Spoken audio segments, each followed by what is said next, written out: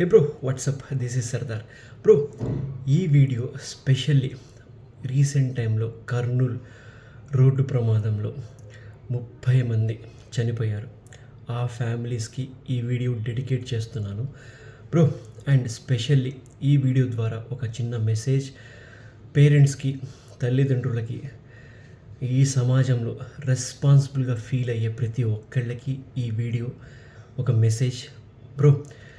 మీకు గనక 15 years or 18 years పిల్లలు ఉంటే ప్లీజ్ వాళ్ళకి చెప్పండి, బాబు ఇంకా నీకు కరెక్ట్ ఏజ్ రాలేదు, ఇంకా నువ్వు పెద్దవాడివి అవ్వలేదు, బైక్ తీసుకొని వెళ్ళొద్దు బయటికి, కారు ఉంటే కారు తీసుకొని బయటికి వెళ్ళొద్దు అని ప్లీజ్ చేతులెత్తి వాళ్ళకి చెప్పండి.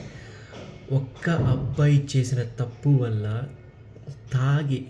తాగి బైక్ నడుపుతూ అర్ధరాత్రి నేషనల్ హైవే మీద తాగి బైక్ నడిపి 30 మంది ప్రాణాలు కోల్పోవడానికి ఒక అబ్బాయి న్యూస్ ఛానల్ ద్వారా, యూట్యూబ్లో చూసిన ఇన్ఫర్మేషన్ ద్వారా చెప్తున్నాను.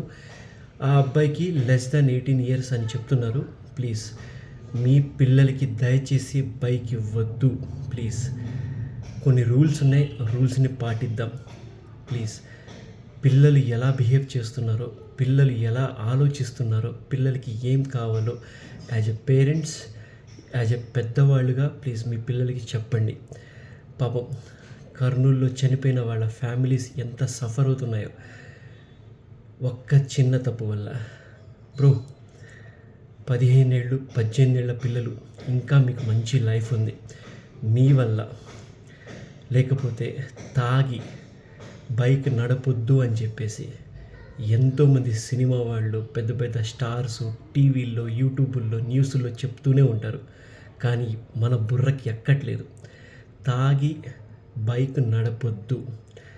మీరు పోతే పర్లేదు, తాగిన తర్వాత నడిపినోడు పోయినా పర్లేదు, కానీ అది ఎవరికి ఇంపాక్ట్ అవ్వకూడదు.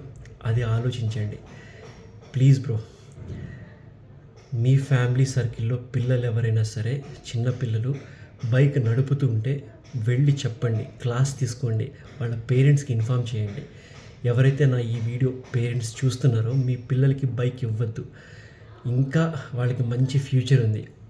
ఒక సర్టెన్ ఏజ్ వచ్చాక అప్పుడు మీ సరదాలు. మీ డబ్బున్నోళ్ళైతే మీ పిల్లలకి బైకులు, కార్లు ఒక 18 ఏళ్ళ తర్వాత ఇవ్వండి. ముందుగానే ఇవ్వద్దు, ఎంటర్టైన్ చేయొద్దు ప్లీజ్.